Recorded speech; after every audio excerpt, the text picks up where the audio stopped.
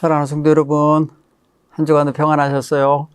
하나님의 은혜가 오늘도 우리 성도님들과 함께하는 그런 복된 날 되기 바랍니다. 아침 저녁으로 새벽에 보니까 참 춥더라고요. 여러분 건강 잃지 않게 하시고요. 건강한 모습으로 한 날 한 날 살아가시길 바랍니다. 오늘은요, 지난주에 말씀드렸지만 느헤미야서를 읽어보도록 하겠습니다. 잘 하시는 이야기인데요. 이게 포로 후기에 이스라엘 백성들이 다시금 고토로 돌아와서 고향 땅으로 돌아와서 어떻게 살아냈고 어떻게 자리 잡아 가고 있는지 이야기가 거기에 실려 있어요. 특별히 여러분 느헤미야는 에스라와 느헤미야 시대가 같아요. 같은 시대 같이 같은 장소에서 활동했던 그런 인물들이기 때문에 함께 읽으시면 좋아요. 함께 1권, 2권 이렇게 읽는 것처럼 상권, 하권 읽는 것처럼 나란히 읽으면 이렇게 겹쳐지는 이야기가 들어있어요. 겹쳐져 있는 이야기가 같은 시대의 일이기 때문에 그렇습니다. 오늘은 그래서 느헤미야 1장을 읽으면서 느헤미야와의 이야기를 좀 시작해 보려고 그래요. 한번 여러분도 성경을 찾아서 펼쳐보시기 바랍니다. 제가 읽겠습니다. 하가랴의 아들 느헤미야의 말이라. 아닥사스다 왕 제 20년 기스롤에 내가 수산궁에 있는데 내 형제들 가운데 하나인 하나니가 두어 사람과 함께 유다에서 내게 이르렀기로 내가 그 사로잡힘을 면하고 남아있는 유다와 예루살렘 사람들의 형편을 물은즉 그들이 내게 이르되 사로잡힘을 면하고 남아있는 자들이 그 지방 거기에서 큰 환난을 당하고 능욕을 받으며 예루살렘 성은 허물어지고 성문들은 불탔다 하는지라. 내가 이 말을 듣고 앉아서 울고 수일 동안 슬퍼하며 하늘의 하나님 앞에 금식하며 기도하여 이르되 하늘의 하나님 여호와 크고 두려우신 하나님이여 주를 사랑하고 주의 계명을 지키는 자에게 언약을 지키시며 긍휼을 베푸시는 주여 간구하나이다. 이제 종이 주의 종들인 이스라엘 자손을 위하여 주야로 기도하오며 우리 이스라엘 자손이 주께 범죄한 죄들을 자복하오니 주는 귀를 기울이시며 눈을 여시사 종의 기도를 들으시옵소서. 나와 내 아버지의 집이 범죄하여 주를 향하여 크게 악을 행하여 주께서 주의 종 모세에게 명하신 계명과 율례와 규례를 지키지 아니하였나이다. 옛적에 주께서 주의 종 모세에게 명령하여 이르시되 만일 너희가 범죄하면 내가 너희를 여러 나라 가운데 흩을 것이요 만일 내게로 돌아와 내 계명을 지켜 행하면 너희 쫓긴 자가 하늘 끝에 있을지라도 내가 거기서부터 그들을 모아 내 이름을 두려고 택한 곳에 돌아오게 하리라 하신 말씀을 이제 청하건대 기억하옵소서. 이들은 주께서 일찍이 큰 권능과 강한 손으로 구속하신 주의 종들이요 주의 백성이니이다. 주여 구하오니 귀를 기울이사 종의 기도와 주의 이름을 경외하기를 기뻐하는 종들의 기도를 들으시고 오늘 종이 형통하여 이 사람들 앞에서 은혜를 입게 하옵소서 하였나니 그때에 내가 왕의 술 관원이 되었느니라. 아멘. 자, 오늘 느헤미야 1장 이야기를 이렇게 보니까 느헤미야가 지금 페르시아 왕궁에서 왕의 술 관원으로서 있다고 하는 사실, 수산궁에 있는 왕궁 관원, 술 관원. 그러니까 공무원, 일종의 공무원이겠죠. 수락관에 옛날 우리 조상들 이야기로 들으면 이제 수락관에서 일하는 그런 환관 같은 그런 직분이 아닌가 싶어요. 여러분 중국에도 보면 환관이 있고 내시가 있다고 그러는데 환관은 내시하고 좀 다르답니다. 그 왕궁에서 왕궁 공무원들을 환관이라고 그러는 것 같고 내시들은 그 곁에서 보좌하는 시종들을 의미한다고 그러는데 어쨌든 이 술관원으로서 있는 이 느헤미야는 페르시아의 왕궁 공무원이었다라고 생각하면은 포로민으로서 남의 나라에서 아마 1세가 됐든 1세는 아닐 거예요. 거의 150여 년 지난 때니까 2세는 아니고 1세는 아니고 2세로서 나이가 든 사람이거나 아니면 3세일 확률이 있죠. 그곳에서 나고 자란 사람이라고 보는 게 좋을 듯 싶어요. 근데 느헤미야가 지금 활동하고 있는 때가 언제냐면은 아닥사스다 왕 20년이라고 오늘 성경 말해요. 여러분, 우리가 에스라를 보면은 에스라가 왕명을 받고 떠나가게 될 때가 나이랄까 그 당시에 임금의 제위 때가 나오잖아요. 여러분, 그걸 보면은 그도 역시 아닥사스다 왕 13아닥사스다 왕 7년인가요? 그때에 그 왕이 에스라를 그 유대 땅으로 보내서 그들에게 하나님 말씀을 가르치도록 그렇게 보내는 이야기가 나오거든요. 그렇게 생각해 보면은 같은 왕 시절에 같은 페르시아에 있던 사람인데 한 사람은 한 13년 정도 먼저 오고 그 다음에 느헤미야가 3차 귀환민들을 데리고 오는 거예요. 그렇게 보면은 같은 시대에 같은 왕 밑에서 일하던 그런 사람들이다 생각하면 좋겠어요. 그때 에스라는요, 그 임금이 굉장히 총애하고 이 사람 똑똑한 사람이고 쓸만한 사람이고 그런 사람이라는 걸 알아요. 그래갖고 특별히 더 뭐랄까요, 그 에스라를 귀하게 여겨주고 있는 장면을 우리가 성경을 통해서 알 수가 있어요. 그렇게 보면은 이 두 사람들은 그런 면에서 페르시아에서 성공한 뭐랄까 이민자는 아니고 그곳에 끌려가서 산 사람이니까 산 자손이니까 그렇게 생각해 보면은 좀 주류는 아닐 거 아닙니까? 그 사회의 주류는 아닌데도 그곳에서 성공한 그런 민족의 지도자였다라는 거는 우리가 쉽게 알 수가 있습니다. 그런 면에서 따져보면은 느헤미야나 에스라나 사실은 페르시아에 머물러 사는 게 편하지 않겠어요?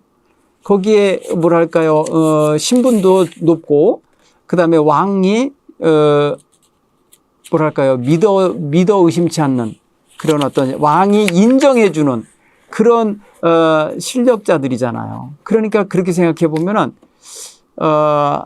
아닥사스다 왕이 있는 그냥 왕궁에 머물러 사는 것도 괜찮았을 텐데 그들은 그러지 아니하고 오히려 자기 민족을 위해서 일하는 위치에 서기를 원하고 그런 길을 택하여 오게 되는 걸 알 수 있어요.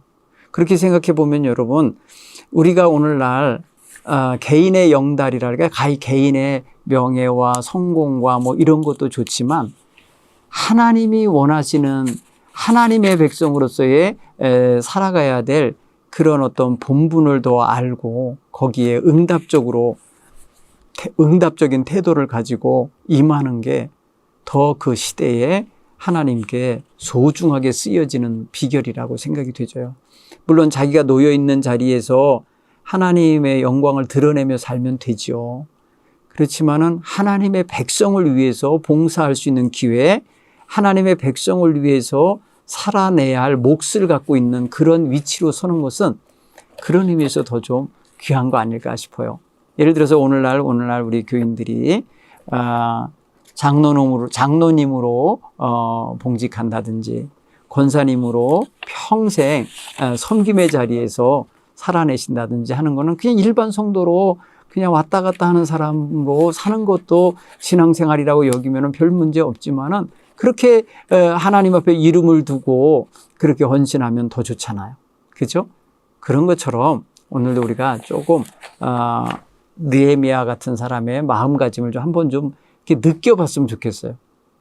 자, 오늘 성경 이야기를 우리가 읽었지만은 느헤미야는 지금 그 아닥사스다 왕 제20년 그 시절에 수산국 내에서 왕 곁에서 왕의 술관원으로 있으면서 이곳저곳에서 왕에게 그 외교 사절단이 와서 보고하는 이야기도 곁에서 듣게 되고, 왜냐하면 왕과 그들이 이렇게 연회를 베풀어서 먹고 마시게 되기 때문에 그 술관원인 느헤미야는 항상 거기 동석해야만 했을 거예요.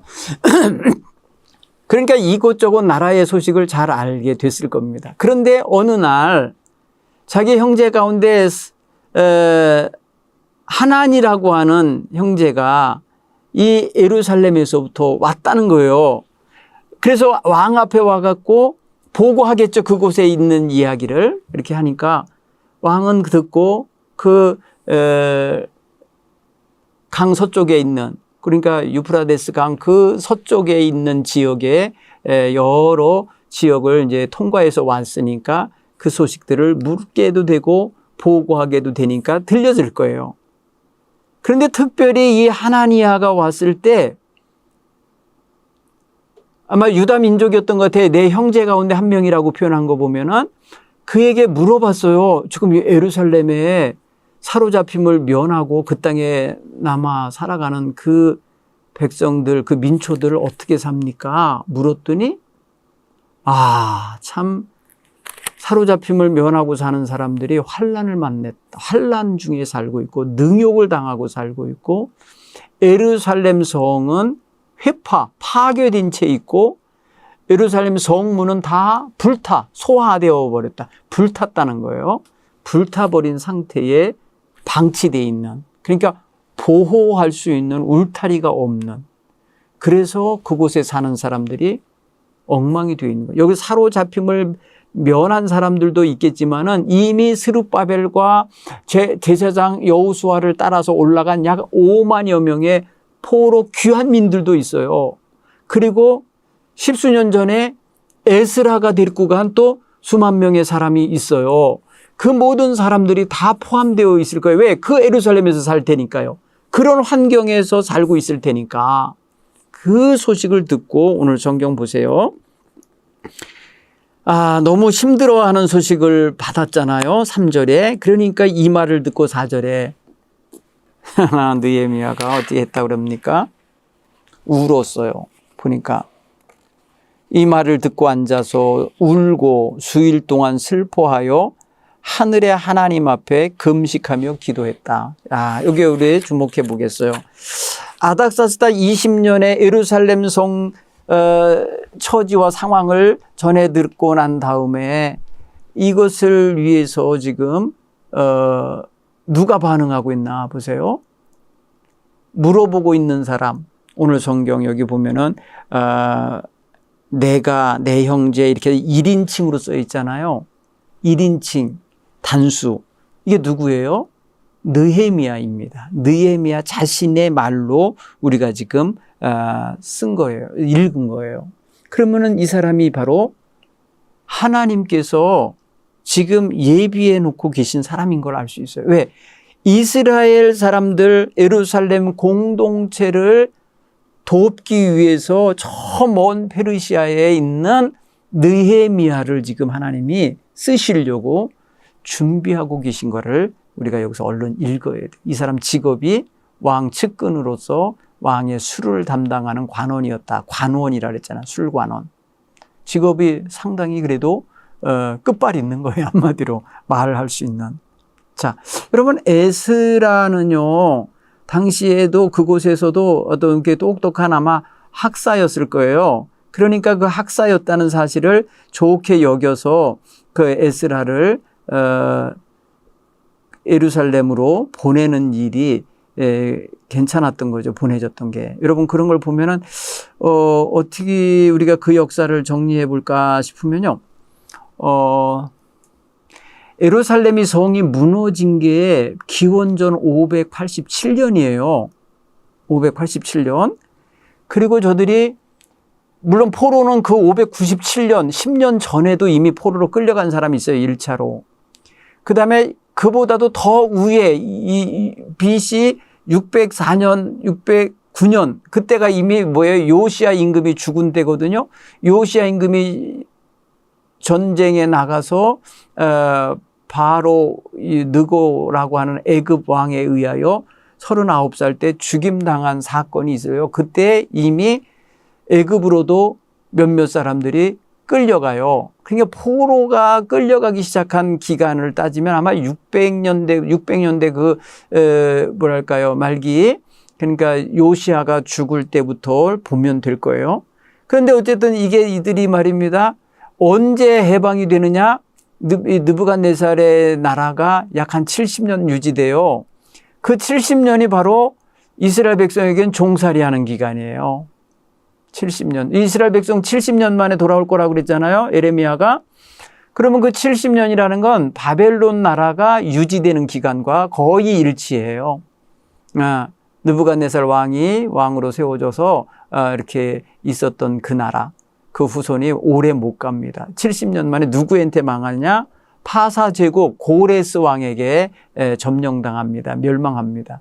근데 고레스 왕이 되자마자 하나님의 명령에 따라서 70여 년 전에 포로로 끌려왔던 이스라엘 백성들을 다 돌려보내게 되잖아요. 그죠? 성전에서 훔쳐온 거 다 실려서 보내게 되잖아요. 그게 여러분 538년이에요. 537년 요때예요. 그러면 여러분 이들이 돌아와가지고 성전을 지으려고 했는데 회방을 받는 바람에 거의 15년 동안 못하고 있어요. 그러다가 다시 학개와 스가랴가 예언자로 등장하여서 저들에게 성전을 다시 건축해야 된다고 하면서 촉구해갖고 다시 이제 시작했을 때 여기저기서 말입니다. 막 고소하고 방해하고 하는데 다 마침내 그 모든 것들이 고레스 왕의 명령에 의해 진행됐다라는 걸 다리오 왕 때 확인하잖아요. 그래서 다시 성전 건축을 시작해갖고 약 5년 만에 마쳐요. 그러니까 저들이 돌아가서 538년, 37년 그때 돌아가갖고 20년 거의 15년 이하 지나고 그 다음에 성전이 지어지니까 거의 20년이 넘은 다음에서야 성전이 안정이 되는 거예요. 그랬을 무렵에 이제 저들이 그곳에서 이제 뭐랄까요, 정착 생활을 하기 시작하잖아요. 근데 정착 생활을 해도 그게 온전히 다 완전하게 정착을 하지 못하는 그런 때가 지속이 돼요. 왜? 성벽이 없어요. 성벽. 그러니까 이 주변에 있는 그 이방 족속들이 수시로 뭐랄까 도적대 같이 쳐들어와서 뺏어먹고 짓누르고 막 이러니까 능욕을 당하고 고통을 당하는 게 맞았어요. 그죠? 그들이 거의 90년 가까이 그곳에 돌아와서 살면서 90년이면 거의 거기서 태어난 사람이라도 그때 돌아와서 바로 태어났어도 90살 아닙니까? 근데 만약 성인이 돼서 돌아온 사람들은 아마도 100살이 넘어서 이렇게 해갖고 죽은 사람이 더 많을 거예요. 그러니까 이제 새로 태어난 사람하고 그 땅에서 끌려가지 않았던 사람들이 그냥 이런저런 그런저런 상태로 살고 있는 거죠. 그러니까 그들은 결국은 뭐냐면 귀향은 했지만은 귀향하여서 돌아왔지만 고향에 돌아오긴 했지만 예루살렘 상황이 너무 열악하고 나라 형편이 너무 열악하니까 정말 부족한 거 투성이죠. 그럴 때에 에스라가 찾아와서 저들에게 하나님을 잘 섬기는 방식을 가르치게 됐고, 그리고 그가 가르칠 무렵에 느헤미야가 와서 무너진 성벽을 다시 쌓게 되는 역사로 이어지는 거예요. 그래서 오늘 그 장면이 있는 장면을 우리가 1장에서 읽을 거예요. 그 계기가 이렇게 된 거죠. 예루살렘 사정을 물어보니까 사정이 엉망인 거다. 그 하난이라고 하는 형제의 일행이 와서 전해준 이야기를 들으니까 지금 예루살렘이 너무나도 형편이 안 좋습니다. 이미 먼저 돌아간 사람이나 그곳에서 잡혀오지 않고 거기 살던 사람들이 성벽이 무너진 채 있고 불탄 채로 성문이 방치되어 있고 주변 백성들에 의해서 이리저리 뜯겨먹고 있으니까 능욕을 당하고 고통을 당한답니다. 이렇게 보고를 하니까 그 소식을 들은 느헤미야는 어떻게 했다 그랬어요. 오늘 고생하고 있는 백성을 생각하고 조상의 땅이 엉망으로 파괴됐다는 소식을 듣고 나니까 울었어요. 수일 동안 울고 슬퍼하며 금식하고 기도했다.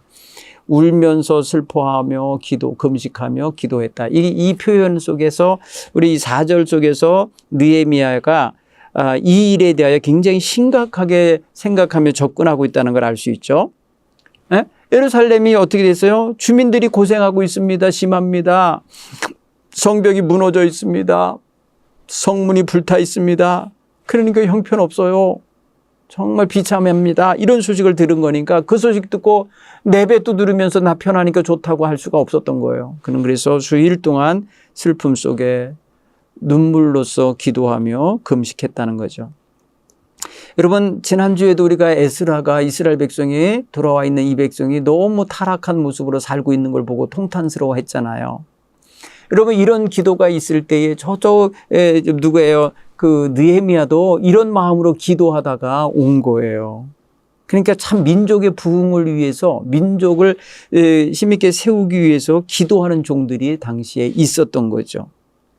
자, 여기 느헤미야가 통곡하며 우는 것이 예루살렘으로 찾아가서 성벽을 재건하고 싶은, 그러니까 예루살렘 성을 온전하게 만들고 싶은 열망이 들어차게 되는 계기가 돼요.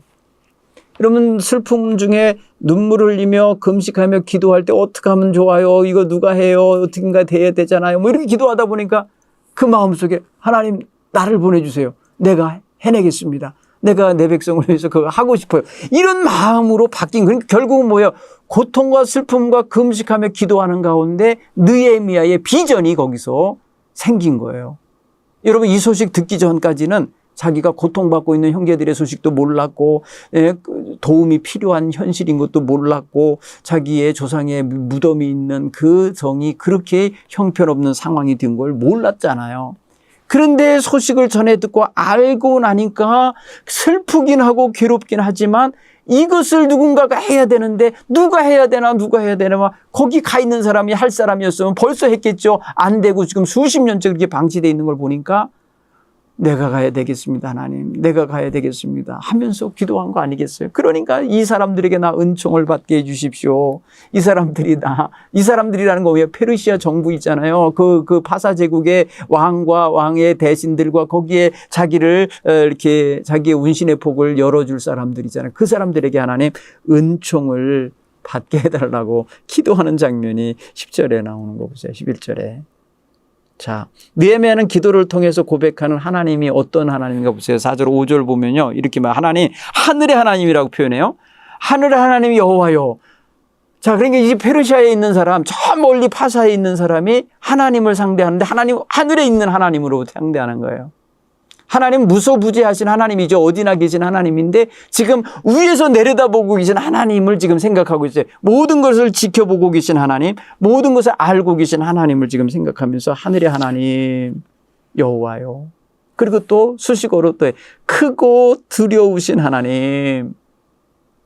하나님이 크고 두려우신 분이에요. 왜? 심판하셨잖아요. 그들이 죄를 졌을 때 하나님 심판해서 이들을 포로로 끌려가게 한 거잖아요. 두려워요, 그 하나님. 동시에 또 뭐예요? 언약을 지키시고 긍휼을 베푸시는 하나님, 이런 거예요. 자, 언약을 지키신다는 거 뭐예요? 백성들과 약속을 지키시는 분이라는 거예요. 하나님이 약속하셨거든요. 70년 만에 다시 구원해 내겠다. 너희가 어느 나라에 가 있든지 어디에 흩어져 있든지 내게 회개하면 내가 너를 하늘 끝에서라도 불러 모아서 내가 너희 땅으로 돌아가게 하겠다. 이게 여러분 약속하신 거거든요.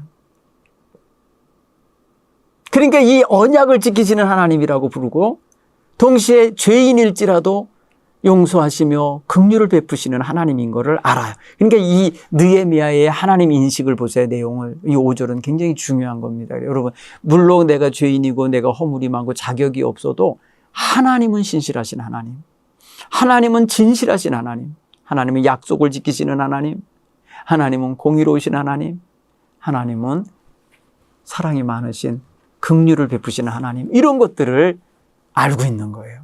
그래서 크고 두려운 하나님이라고도 표현했다가 따뜻한 사랑이 있는 긍휼을 베푸시는 하나님이라고도 고백하잖아요. 그러니까 이건 굉장히 지금 느헤미야가 인식하고 있는 하나님에 대한 폭이 굉장히 넓고 큰 거예요. 그죠? 그렇게 보면 이 크고 놀라운 하나님의 역사에 자기가 쓰임 받기를 지금 희망하면서 지금 하나님 앞에 서는 거예요. 하나님은 회개하며 자기 죄를 뉘우치고 있는 자에게 긍휼을 베푸시고 사랑을 베푸신다는 걸 알아요. 하나님의 계명을 따라 살고 하나님의 은총을 구하는 자에게 은총을 베푸실 분이라는 걸 알아요. 야, 이게 정말 중요한 거예요. 우리가 하나님께 기도할 때 어떤 하나님께 기도하는 거냐는 거예요.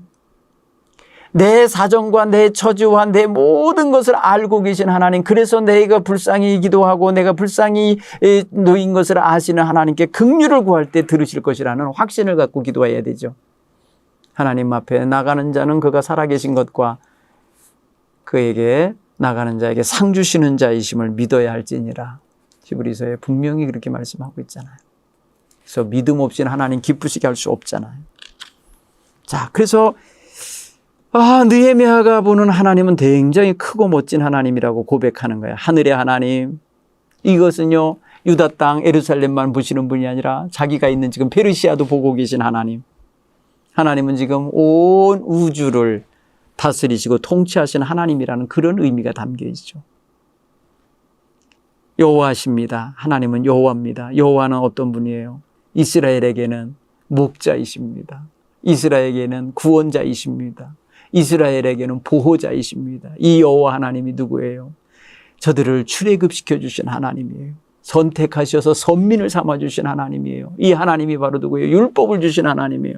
그러니까 여호와 하나님이라는 고백은요, 정말 이 이스라엘 백성의 입장에서는 수십 년 동안 잃어버린 채 바벨론 포로 생활하면서 그 하나님 이름을 부르보지도 못하고 살고 있었던 그 하나님에 대하여 느헤미야가 부르며 고백하고 있어요.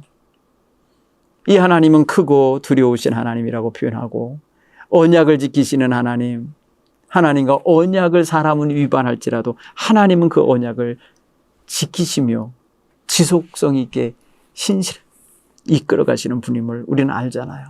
내가 하나님을 떠나지 하나님이 날 떠난 거 아니었잖아요. 이런 믿음을 갖고서 하나님을 부르고 있어요. 하나님의 성품과 하나님의 놀라우신 따뜻한 마음을 긍휼이라는 단어, 이 긍휼로서 표현하고 있는 것도 아주 주목해 볼 만한 이야기예요. 여러분, 이게 느헤미야가 하나님에 대하여 이렇게 고백하고 있는 단어 속에서 우리가 생각해 보아야 될 그런 따뜻함이 배어 있는 그 긍휼하심은 다른 말이 아닌 헤세드인데요. 사랑이에요, 사랑. 인애가 가득하시고 사랑이 넘치시는 분, 그런 의미가 담겨 있어요. 여러분, 하나님을 따뜻한 하나님으로 인식하는 건 참 좋은 관계라고 봅니다. 자식이 아버지를 따뜻하신 아버지, 그렇게 인식하면 그 부자 관계는 참 좋은 거예요. 보통은 엄마는 따뜻한 엄마, 아버지는 엄한 아버지 이렇게 엄부, 자모 이렇게 이제 기억을 하기 쉬운데, 아버지가 따뜻한 아버지라 여겨지는 자식은 아버지와의 관계가 좋다고 생각해도 될 거예요. 백성이 말입니다. 하나님, 이스라엘 백성이 하나님을 긍휼히 여기시는 하나님, 긍휼을 베푸시는 하나님, 헤세드라고 하는 이 사랑, 무한한 사랑을 공급하시는 하나님으로 생각한다는 건 너무 좋은 거죠. 자, 오늘 성경 보면 또 느헤미야가 이스라엘의 회복에 대한 소망을 어디에 근거하고선 호소하는가 보면요, 하나님의 약속입니다. 9절에 보면은 너희가 만일 내게로 돌아오면 내 계명을 지키면 행하면 내가 쫓긴 자가 너희가 쫓긴 자가 하늘에 있을지라도 하늘 끝에 있을지라도 내가 거기서 그들을 모아 내 이름을 두려고 택한 곳에 돌아오게 하리라 하신 말씀, 약속이에요. 이게 언약이에요. 이게 여러분, 이거 굉장히 중요한 언약이에요. 이거 여러분, 뭐예요? 이스라엘 백성들 누구예요? 솔로몬이 성전을 봉헌할 때 드린 기도가 있어요. 열왕기상 8장에. 하나님에게 만약에 이 성전을 향하여서 어디서든지, 어디 흩어진 자리, 뭐랄까, 쫓겨난 자리, 끌려간 자리에서 기도할지라도 하나님 들으시고, 하늘 하나님 들으시고, 그들을 은총 베풀어 달라고 기도하거든요. 그 멋있는 기도잖아요. 여러분, 쫓겨난 백성을 고토로 본래의 땅으로 데려다가 살게 하겠다는 약속은 언약의 말씀 속에 너무나도 중요하게 자리 잡혀 있는 말씀이거든요. 자, 그리고 회복시킬 이스라엘 백성의 정체성이라는 게 어떤 거냐면 하나님께서 일찍이 그 권능과 강한 팔로 애굽에서부터 어떻게 한 거예요? 구속하신 백성, 출애굽하여 낸 백성, 선민으로 택한 백성, 이런 관계예요. 그러니까 하나님과 이스라엘과의 관계성을 되찾는다는 것은 너무나 중요한 거예요. 여러분, 지금 성벽이 무너져서 고생한다는 이야기를 들은 느헤미야 입에서 이런 고백이 나오는 기도를 한 거예요. 왜? 이게 지금 하나님이 그렇게 택하시고 그렇게 구원해낸 백성이 지금 현실에서 이런 짓눌림과 능욕과 참변을 당하며 살고 있으니 하나님 구해주세요, 도와주세요 하려니까 그 백성이 누구라는 걸 지금 하나님께 확인시켜 드리듯이 지금 정체성 확립을, 재확립을 하고 있는 거라는 걸 알 수 있어요. 그래서 이 느헤미야 이야기를 가만히 보면 느헤미야 이 기도 5절부터 11절에 집중해서 나온 기도를 보면 하나님을 놀라운 여호와 하나님으로 고백하고 또 그 기도를 간절히 드리면서 회개가 있어요. 거기 6절은 철저한 회개예요. 내가 이제 주의 종들인 이스라엘 자손을 위하여 주야로 기도하오니 하면서 주야의 금식 기도를 지금 하나님께 아뢰는데 이 백성이 주께 범죄한 일을 자복하나이다.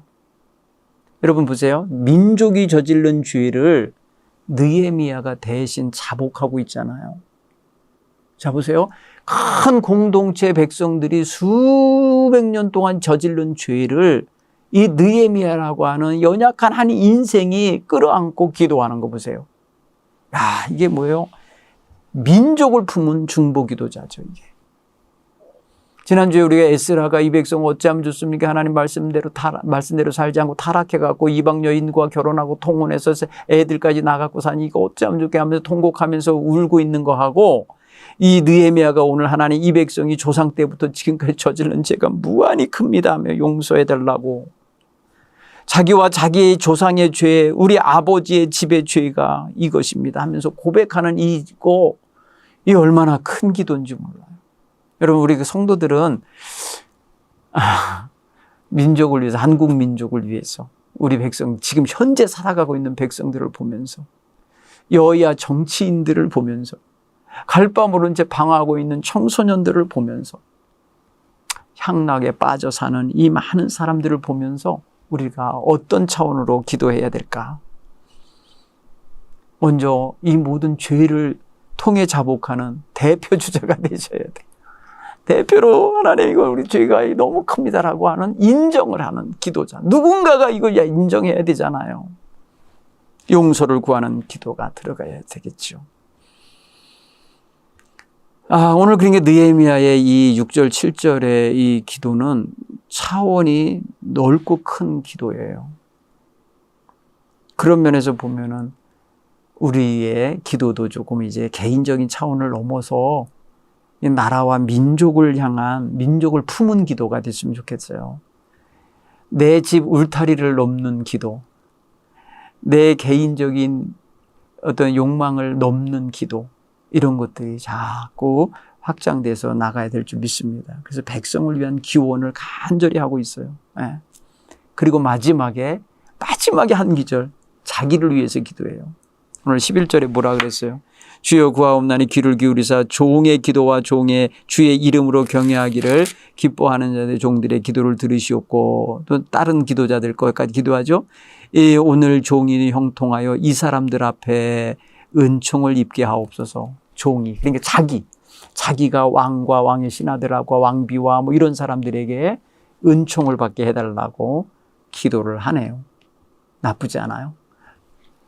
민족을 위한 회개기도, 저기 예루살렘에서 고통당하고 있는 백성들을 위한 중보기도, 조상적부터 지금까지 자기와 자기 조상들, 민족이 저지른 죄를 회개하는 기도, 그리고 지금 현재 이 나라의 회복을 위해서, 백성을 위해서 기도하는 다른 형제들의 기도가 하나님께 응답되기를 원하는 모습, 그리고 자기가 하나님 은총을 받게 하소서 하고서 기도하는 모습, 얼마나 종합적인 기도인가 보십시오. 큰 기도죠. 자, 이런 기도를 우리도 드릴 수 있었으면 좋겠어요.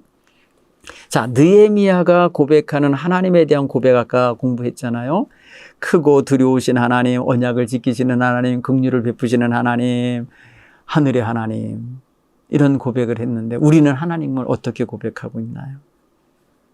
여러분, 우리는 어떻게 하나님을 고백하나? 여러분, 우리 마음에도 하나님, 사랑이 많으신 하나님, 자비로우신 하나님, 내 모든 것을 주관하시는 왕이신 하나님, 나의 모든 것을 익히 하시며 품어주시는 하나님, 내 기도를 들으시는 하나님, 날마다 나의 짐을 져주시는 하나님, 나의 유일하신 목자 하나님, 생수의 근원 되시는 하나님, 나의 피난처가 되시는 하나님, 나를 불쌍히 여겨주시는 하나님, 나의 소망이 되시는 하나님, 거짓 없으시고 진실하신 하나님, 은혜가 풍성하신 하나님, 정의로우시고 공의로우신 하나님, 마음을 아시는 하나님, 나를 바른 길로 이끄시기 원하시는 하나님 아버지 하면서 우리는 얼마든지 하나님께 대한 고백하잖아요.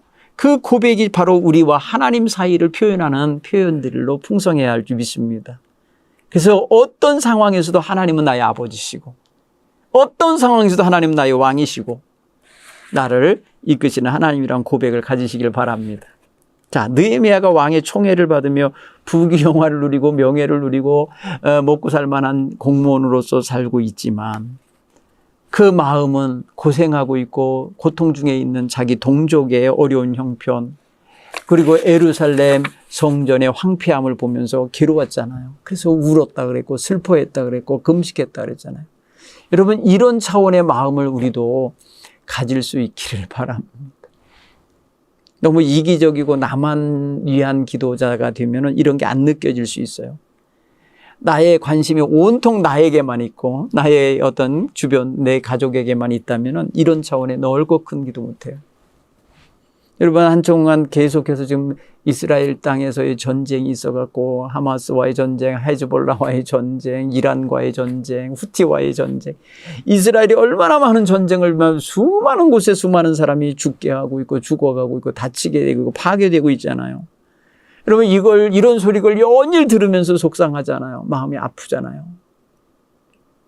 아니, 하나님을 섬긴다는 사람들이 왜 저렇게 할까 하는 의문도 생기잖아요. 그래서 기도하게 돼요. 나의 기도만이 아니라 저렇게 전쟁하고 있는 땅에 고통받는 백성들을 위해서 엄마 아빠 잃어버리는 전쟁 고아들을 보면서 기도하지 않을 수가 없다는 거죠. 오늘날 이 시대에 우리 주변에 힘든 사람 많습니다. 우리의 기도의 대상이 많으니까 그들을 늘 외면치 말고 기도할 수 있기를 바랍니다. 우리의 마음이 가는 곳, 우리의 관심이 집중되는 곳, 다 기도거리가 있는 자리라고 봐요. 그러니까 우리가 말씀을 읽으면서 묵상하면서 느헤미야 같은 큰 기도, 넓은 기도, 차원이 다른 기도를 해볼 수 있게 되기를 바랍니다. 느헤미야는 오랫동안 이스라엘 백성들을 위해서 금식하며 기도했다고 해요. 여러분, 누군가를 위해서 금식하며 기도해 주신 적 있어요? 참 훌륭한 거죠. 그런가 하면 무언가를 옳은 실천을 하고 싶어서 자기를 내어드리며 결단하기 위해서 금식해 본 경험도 있으세요? 그것도 훌륭합니다. 느헤미야는 기도하면서 처음의 기도는 슬픔의 기도죠. 처음에는 그 괴로움의 기도죠. 눈물의 기도인데 나중에 기도는 뭐가 되겠어요? 점점점 변해갔고요. 하나님 나를 보내주세요가 됐을 거예요. 나로 인하여 가서 저 예루살렘 성벽을 재건할 수 있게 도와주세요. 그러려면 왕과 모든 사람의 허락이 필요하고 물자가 필요하고 거기까지 가려면 통행증도 필요하고 이게 다 필요하니까 하나님 공급해 주세요 하는 그런 기도를 하지 않았을까 싶어요. 그래서 느헤미야가 밤낮으로 이렇게 몇 날 며칠을 수일 동안 울며 기도했다는 그 기도를 한번 좀 상상해 보시기 바랍니다. 그가 처음에는 그냥 중보 기도로 시작했지만 나중에는 사명 기도가 됐을 거고 결단 기도가 됐을 거라는 생각이 들어요. 자, 우리 기도도 그렇게 기도 중에 변합니다. 기도 중에 기도가 성숙해지고 기도하는 중에 기도하는 사람이 성숙해지는 것을 경험하실 수 있을 겁니다. 이런 영적 경험과 변화가 체험되길 바랍니다. 여러분 그저 그냥 나 하나 잘 살고 잘 먹고 잘 살았으면 좋겠습니다 하는 거에만 늘 얽매여 있다 보면 성숙한 기도 못합니다. 넓고 큰 기도도 못합니다. 하나님 마음을 알고 기도를 해야 되는데 하나님의 마음에는 전혀 들어오지 않는 자기만을 위한 중언부언 내지는 반복적인 상념에 쌓여있는 그런 기도가 돼요. 근데 한 번쯤은 말이야 하나님 기뻐하시는 기도가 뭔지를 좀 알고 기도하면 좋겠어요. 또 기도 생활 자체도 못하는 사람 많아요. 바쁘다는 핑계로, 너무너무 힘들다는 핑계로. 근데 여러분 기도하는 거 꼭 필요합니다. 저는 기도 생활을 100번 1000번 강조하고 싶어요. 사랑하는 성도 여러분, 이 느헤미야서를 읽으시면서 나도 좀 더 하나님 앞에 깊은 접근과 함께 기도를 해봐야 되겠다 하는 그런 결단이 서면 좋겠습니다. 자, 이번 주에 하루 또 한 주간 사시면서 기도하면서 여러분 어디로든지 움직이고 행동할 때에 자신이 생각하는 게 어디로 자꾸 가는가, 무엇에 관심이 가는가 보시고 그것을 기도 제목화 시키시기 바랍니다. 거기에 하나님이 기다리고 계신 기도가 있는 것 같아요. 여러분이 그 하나님 마음을 느껴서 하나님의 마음이 느껴지는 곳을 향하여 바라보시면서 기도할 수 있기를 바랍니다. 느헤미야가 그냥 하나니라고 하는 형제의 전해지는 소식을 듣고 마음이 갔잖아요. 예루살렘으로. 그는 페르시아에 있는 사람인데 이역 멀린 먼 곳에 있는데 갈 수도 없는데 가려면 엄청난 제한이 있고 심겨운데 기도가 먼저 시작됐잖아요. 그러니까 기도가 시작되니까 기도에 합당한 응답도 주어지지 않겠어요? 자, 우리 그 기도의 응답에 대해서 다음 주에 한번 더 읽고 공급하는 시간을 가져보도록 하겠습니다. 감사합니다. 한 주간 평안하세요.